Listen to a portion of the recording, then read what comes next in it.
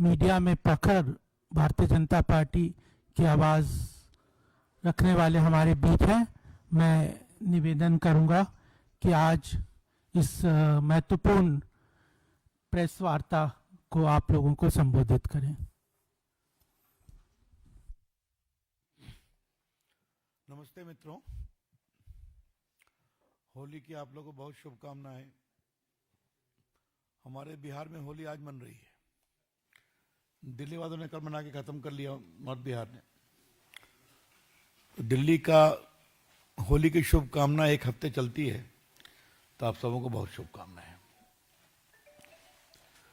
मित्रों, क्षमा चाहते हुए होली के इस माहौल में हमने आपको डिस्टर्ब किया है, क्योंकि विषय ऐसा है जो विषय सिर्फ कर्नाटका का है, लेकिन इसके राष्ट्रीय इम्प्लीकेशंस हैं।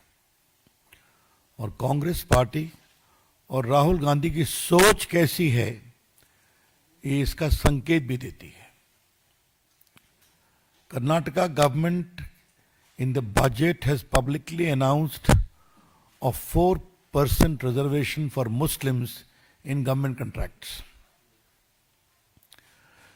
कर्नाटका सरकार ने अपने बजट में मुसलमानों के लिए 4% आरक्षण की घोषणा की है।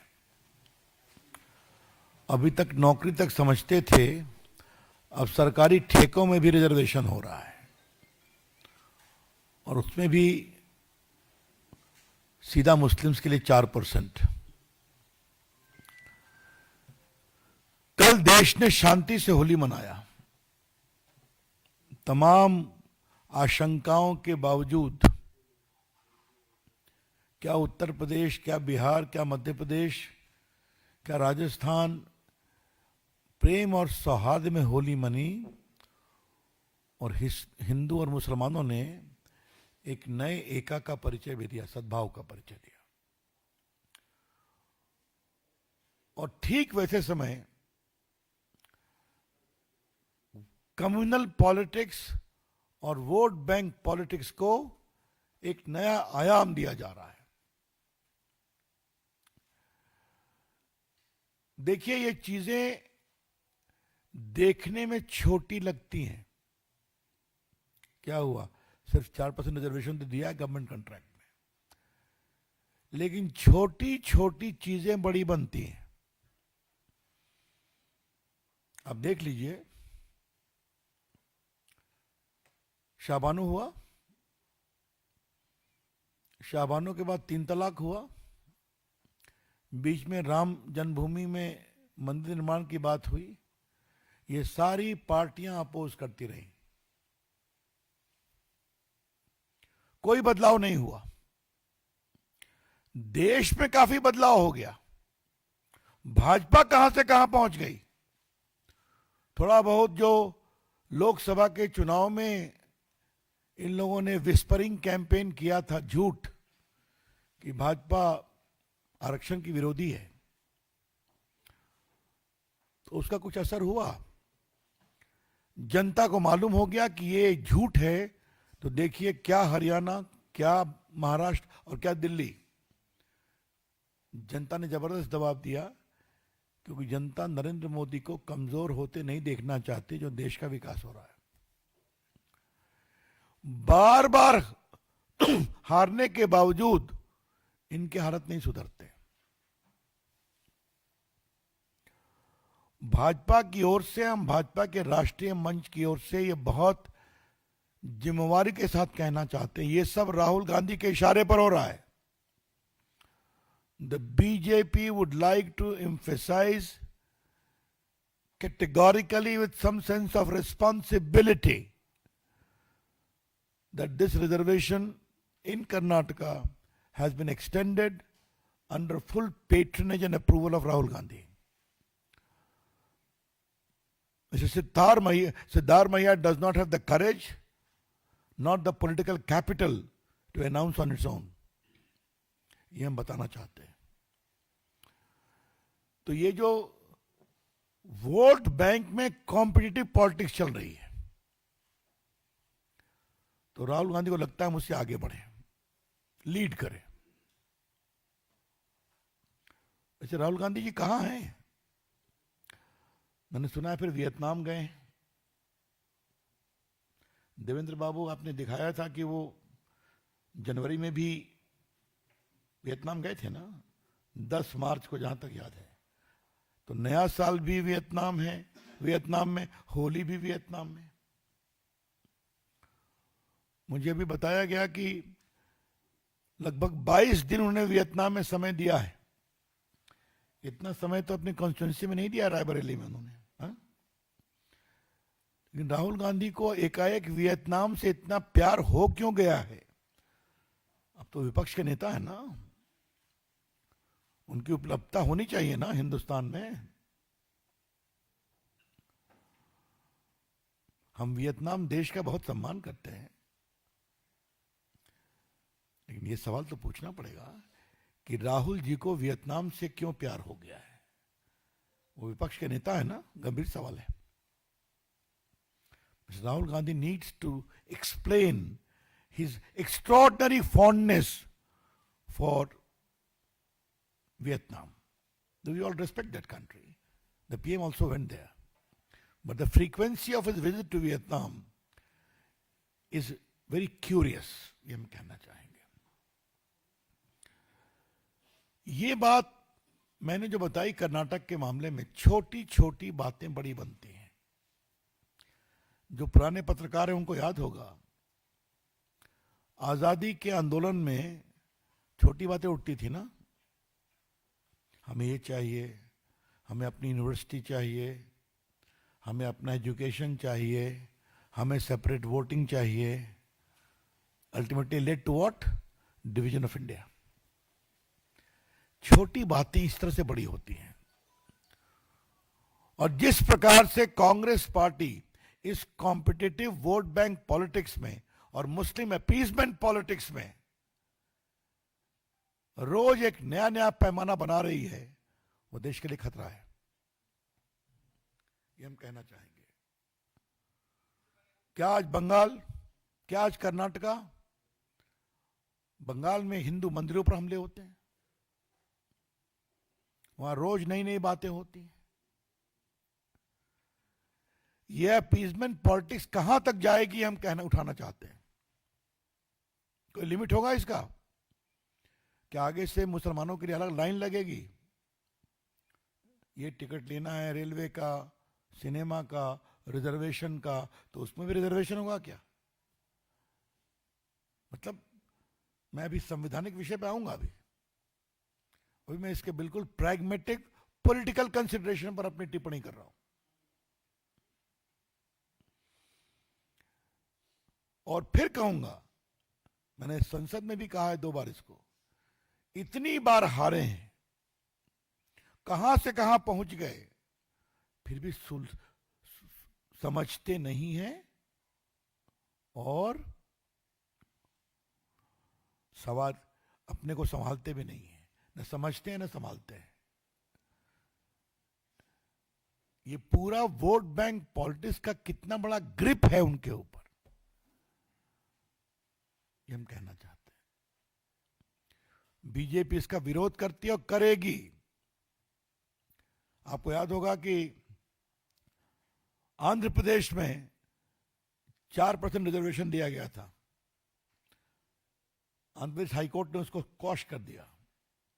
मैटर सुप्रीम कोर्ट में कॉन्स्टिट्यूशन बेंच में पेंडिंग है, क्योंकि religious based reservation is not permissible under the Indian constitution. ये जो संविधान की बात बार बार करते हैं, उसमें स्पष्ट लिखा हुआ है सोशल बैकवर्डनेस, एजुकेशनल बैकवर्डनेस। उसमें तो हर जात के लोगों को देते हैं, अच्छी बात है, ओबीसी को भी देते हैं, मुस्लिम समाज के भी ओबीसी को आप दे सकते हैं, लेकिन सीधा गवर्नमेंट कॉन्ट्रैक्ट में हम देंगे 4% रिजर्वेशन, ये टोटली अनकॉन्स्टिट्यूशनल है। और आपको मालूम है कि सुप्रीम कोर्ट ने क्या इंदिरा शॉने केस हो या बाकी केसेस में कई बार कहा है। अभी देखिए कलकत्ता में कलकत्ता हाई कोर्ट ने क्वॉश कर दिया था reservation on ground of religion. Supreme court में आया, वो मैटर पेंडिंग है, सुप्रीम कोर्ट ने क्या कहा था कि 9 दिसंबर 2024, reservation must not be based on religion, says supreme court to West Bengal. बार बार कहती है, हाँ? क्योंकि भारत का संविधान अलाउ नहीं करता इसको। सोशल बैकवर्डनेस पर आप कर सकते हैं, लेकिन इस पर सुप्रीम कोर्ट के दर्जनों जजमेंट हैं, अभी मैं उस पर आपका समय नहीं लूंगा। लेकिन ये एक वेल सेटल्ड प्रिंसिपल है, कोई सोशली एजुकेशनली बैकवर्ड है, उसका बैकवर्डनेस आप डिसाइड करिए, सर्वे करिए, उसको डाल दीजिए। लेकिन सीधा एक कम्युनिटी, रिलीजियस कम्युनिटी के बेसिस पर हम रिजर्वेशन दें, ये परमिसिबल नहीं है। मनमोहन सिंह ने वही शुरू किया था, आपको याद होगा, Muslims have the first right over the national resources. और राहुल गांधी तो उनसे भी आगे कह गए कि कांग्रेस मुसलमानों की पार्टी है। अमेरिका में कहा था कि मुस्लिम लीग सेक्युलर पार्टी है। मित्रों, आज देश के सामने हम दूसरी बात कहना चाहते हैं, और बड़ी कृपा होगी अगर आप इसको अपने तरीके से बताएं और दिखाएं। इस देश में दो धाराएं हैं। एक धारा है मौलाना आजाद की, अब्दुल हमीद की, एपीजे कलाम की, उसके बाद रहीम रस खान, मलिक मोहम्मद जायसी की, अशफाकुल्ला खान की। एक धारा ये है, और दूसरी धारा तो आप जानते ही हैं, जिन्ना चले गए, जिन्ना की पॉलिटिक्स करने वालों को छोड़ गए। राहुल गांधी का कहा था ना कि मुस्लिम लीग इज सेक्युलर पार्टी, याद होगा आपको, अमेरिका में उनका स्टेटमेंट था। तो हम कैसे उस समाज के नेताओं को पैदा कर रहे हैं, ये बड़े सवाल है। हम बिल्कुल पक्ष में हैं।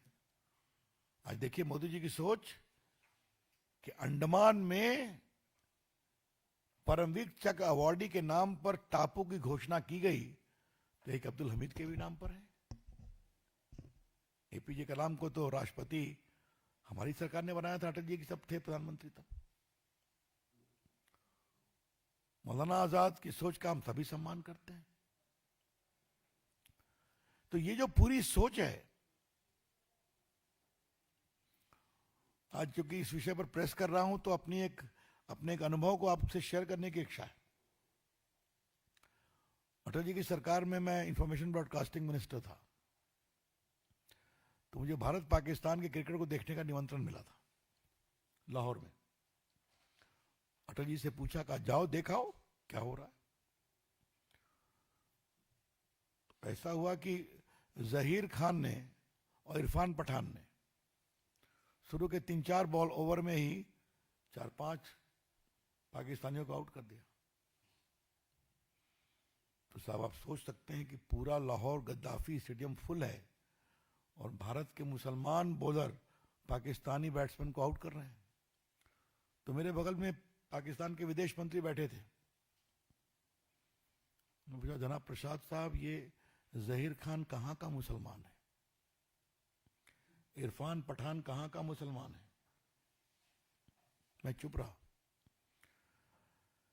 फिर वो इलाहाबाद का अपना मुस्लिम प्लेयर था, नाम मैं भूल रहा हूं, मोहम्मद कैफ, वो बैटिंग में आया, उसने एक ओवर में 2 छक्के मारे, दूसरे ओवर में 2 छक्के मार दिए, 66 रन बनाया। फिर ने मुझसे पूछा, जनाब ये मोहम्मद कैफ कहां का मुसलमान है? हमने कहा, जनाब ये तीनों भारत माता के बंदे हैं और भारत को जिताने के लिए आए हुए हैं। तो मुझे देखा, कहा आप बीजेपी वाले हो? हमने कहा जी, हम यही सम्मान करते हैं और यही सम्मान हम करते रहेंगे।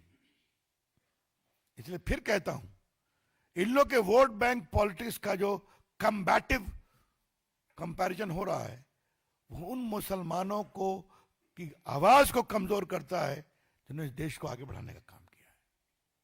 और हम चाहते हैं वो आवाज मजबूत बने। कभी ठेकेदारी में रिजर्वेशन दे दो, कभी करो उनको फर्स्ट राइट है, और आज देश के बहुत सारे मुसलमान इस तरह की पॉलिटिक्स को लाइक नहीं करते हैं। आपने देखा होगा, राम मंदिर बनने के बाद आज वहां करोड़ लोग जा रहे हैं, देख रहे हैं ना आप। हाँ? आज काशी में भी बुर्का पहन के हमारी बहनें होली मना रही हैं ना, ये बदलाव हो रहा है। तो मुझे लगा कि आज को मैं इस बात को कहूं। ये डॉक्टर बाबा साहब अंबेडकर की राइटिंग एंड स्पीचेस है, वॉल्यूम 17 पार्ट 3।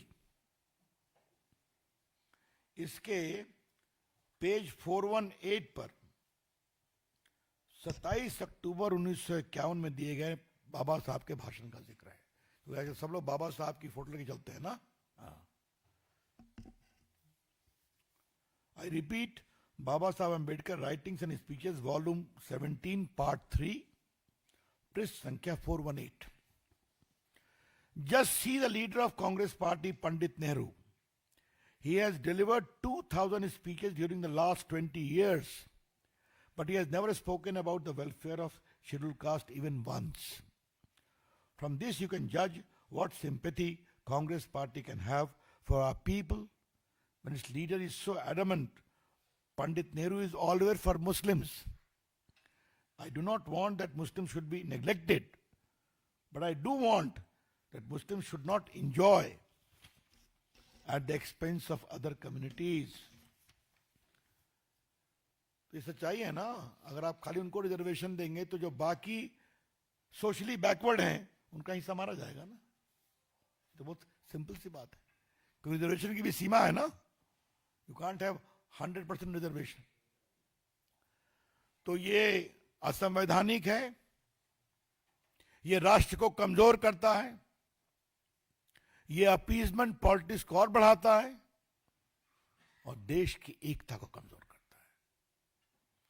इसीलिए ये जो कर्नाटका का निर्णय था, इसको रखना जरूरी था राष्ट्रीय परिप्रेक्ष्य में। हम इसकी बहुत भर्त्सना करते हैं, ये कोर्ट में चैलेंज होगा और मैं उम्मीद करूंगा कि राहुल गांधी समझेंगे, लेकिन नहीं समझेंगे। समझते तो वो है नहीं, तो शायद इनका देखा देखी बाकी कांग्रेस प्रदेशों में भी होने की कोशिश होगी, हम वहां भी विरोध करेंगे। धन्यवाद मित्रों। Open to questions.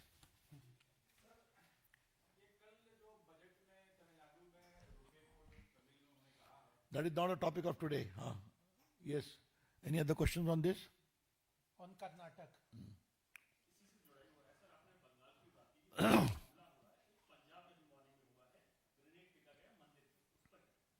बहुत भर्त्सना करते हैं इसकी हम, और क्या, सिंपल भर्त्सना करते हैं। ये सब उसी पॉलिटिक्स का पार्ट है, अपीजमेंट पॉलिटिक्स का पार्ट है। हाँ, और कुछ?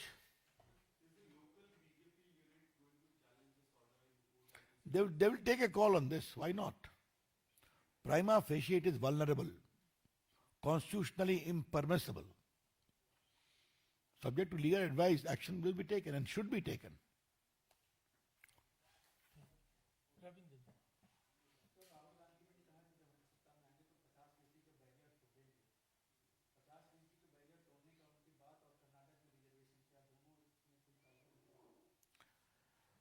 राहुल गांधी संविधान समझते हैं, रविंदर बाबू, संविधान समझते हैं? ये बड़ा सवाल है। अगर संविधान समझते होते तो ये सब नहीं होता। संविधान लेके चलते जरूर हैं। मैंने सदन में कई बार उनको ओरिजिनल संविधान भी दिखाया है, वो क्या बोलते हैं, तो छोड़ दीजिए।